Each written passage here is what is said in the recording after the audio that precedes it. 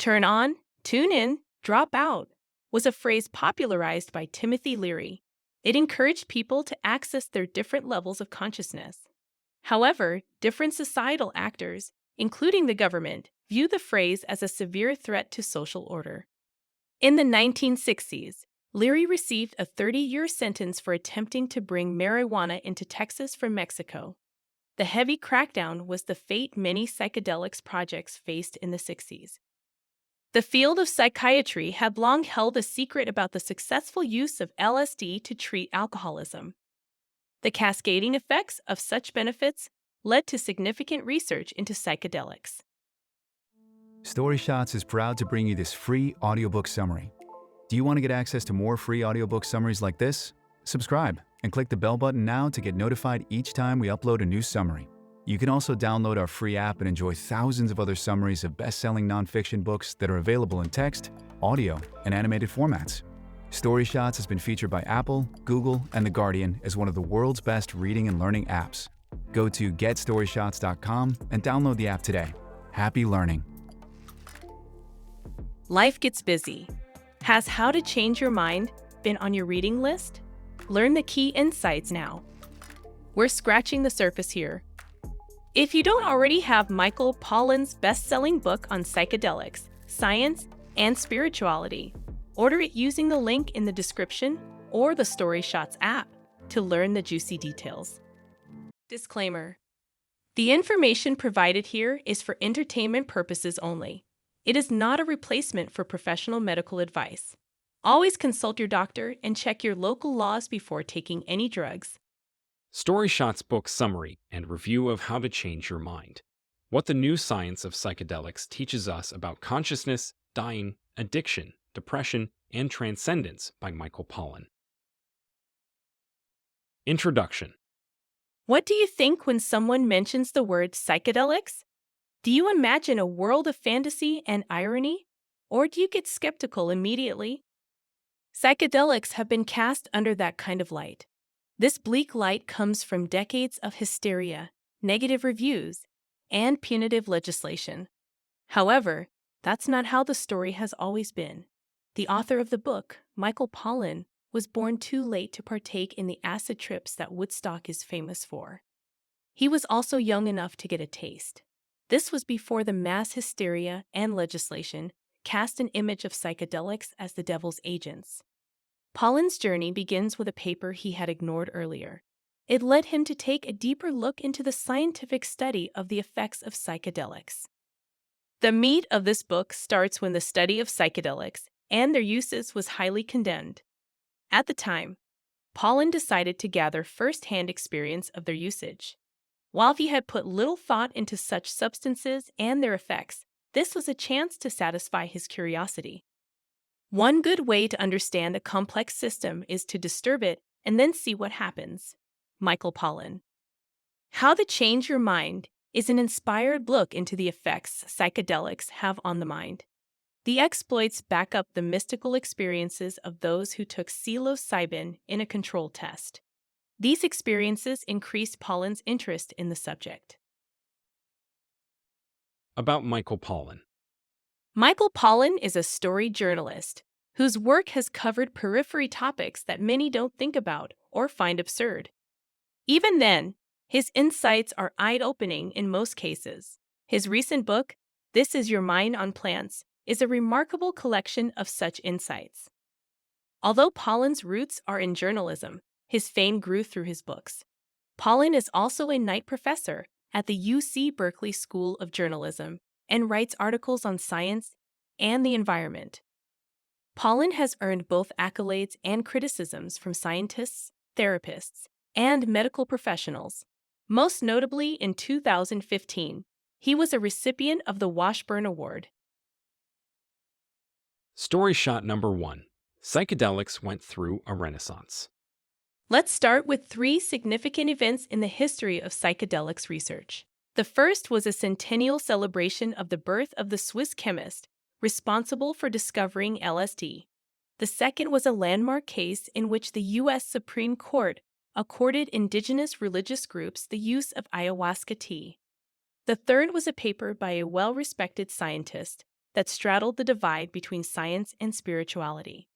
This was particularly notable as the two disciplines have traditionally had opposing views. Roland Griffiths was everything you'd expect of a revered scientist. His work on the effects of drugs, opiates, and hypnotics is notable. It even led to an entry in the Diagnostic Statistical Manual of Mental Disorders. This is a manual that advises on various conditions and treatment options. His work centered on caffeine withdrawal syndrome. However, Griffith's introduction to Siddha Yoga was a turning point. Despite being a scientist, he believed in phenomenology. His experience led to a curiosity that his current routine and network couldn't fulfill. A call from a friend then provided an outlet for his interest. A cascade of talent.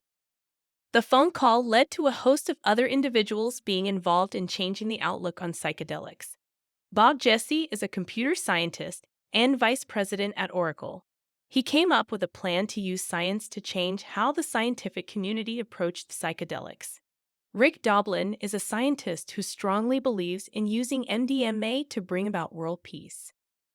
Bob spoke of his encounter after taking a hefty dose of LSD.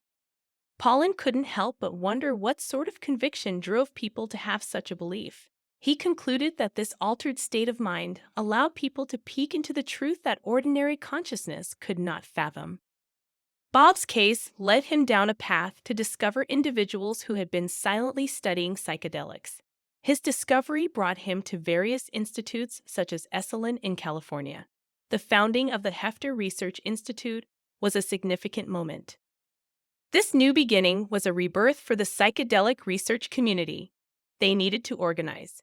In 1999, an ad appeared in the papers announcing the return of scientific testing. Story shot number 2. Psychedelics had potential to revolutionize natural history. The journeys by volunteers in the Johns Hopkins lab after consuming psilocybin raised questions. The queries were philosophical. How did a mushroom evolve to affect human biology in such a profound manner? How can a fungus change consciousness and cause mystical experiences? Are gods nothing more than chemically induced figments? If cerebral molecules can induce transcendence, plant, and fungi, is nature as quiet as science puts it? To get answers, Pollan contacted Paul Stamets. Stamets is a world-leading mycologist who contended that fungi form sentient membranes. That is how they affect entire ecosystems and become an oracle for nature. Stamets' work prompted Pollan to go deeper. He studied psilocybes, the potent mushrooms. A psychedelic trip that cured Stamets' stammering problem inspired this work. It was also the catalyst for his lifelong work in mycology. The research went further into the past. A vice president at J.P. Morgan introduced psychedelic mushrooms to the U.S. This was through publications of his exploits and answers to various questions. Pollan could see that Stamets was the rightful heir. He would help carry the burden of this research forward. Story shot number 3. Society initially resisted psychedelics strongly. Turn on, tune in, drop out was a phrase popularized by Timothy Leary. It encouraged people to access their different levels of consciousness.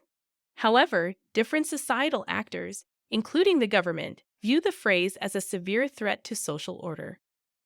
Timothy Leary, always happy to supply a reporter with a delectably outrageous quote, was famous. He delivered a particularly choice one after the university forced him to put his supply of Sandoz psilocybin pills under the control of health services. Psychedelic drugs cause panic and temporary insanity in people who have not taken them. Michael Pollan. In the 1960s, Leary received a 30-year sentence for attempting to bring marijuana into Texas from Mexico. The heavy crackdown was the fate many psychedelics projects faced in the 60s. The field of psychiatry had long held a secret about the successful use of LSD to treat alcoholism. The cascading effects of such benefits led to significant research into psychedelics. But however it worked, or certainly seemed to. By the end of the decade, LSD was widely regarded in North America as a miracle cure for alcohol addiction. Michael Pollan. The promise that LSD held in the 50s and 60s was in the study of schizophrenia. It further led to the discovery of hormones such as serotonin and antidepressants, SSRIs. Dr. Humphrey Osmond led the research. He also had the support of the Saskatchewan provincial government. The common theme among the reports was the same. LSD stripped away the ego and enabled the user to unite with the world around them. Individuals transcend their primary identification with their bodies and experience ego-free states. One of the researchers was quoted as saying, "They return with a new perspective and profound acceptance." Michael Pollan. By the time Timothy Leary got into LSD, it had been around for over a decade. He was a respectable researcher on gifted personalities. His reputation placed him in Harvard's social relations department. His involvement in the multiple trials went well for some time, until it didn't. His rogue streak got him and another professor fired from Harvard. It also got him in trouble with the federal government, which sentenced him to jail and named him an international fugitive. Leary's story is far-reaching and illustrates the collapse of psychedelic science in the late 60s. Story shot number 4. An underground tour helped Pollan understand psychedelics. Pollan experienced an underground guided tour of a psychedelics research project. Before the tour, there were potential ethical, legal, and psychological troubles. Would these people accept a journalist in their midst? Pollan wondered where his intellectual curiosity would ultimately lead. Would it be down a path he would regret? That underground researchers turned out to be professionals with acclaimed accolades and accomplishments. These guides eventually trusted him and his intentions. They turned out to be descendants of the great psychedelic researchers of the 50s, 60s, and 70s. Their research work was under wraps. No one knew how many people took part or what happened until 2010. That's when a pioneering psychologist built an online roadmap. It led Pollan down the path to discovery. What experiences would he gain from using psychedelics? This is the end of part 1 and the free shot of this book. Thanks for listening. Get the full text and audiobook version on the StoryShots app. Which one of these key insights would you put into practice? Let us know by sending us a tweet to StoryShots. To dive into the details, order the full audiobook for free using the link in the description or the app. Did you like the lessons you learned here? Share to show you care or let us know by contacting our support at getStoryShots.com. We'd love to hear from you. Did you like this audiobook summary? Click the like button now to support our channel. If you don't want to miss out on new free audiobook summaries, subscribe and click the bell button. You can also download our free app and enjoy thousands of other summaries of best-selling nonfiction books that are available in text, audio, and animated formats.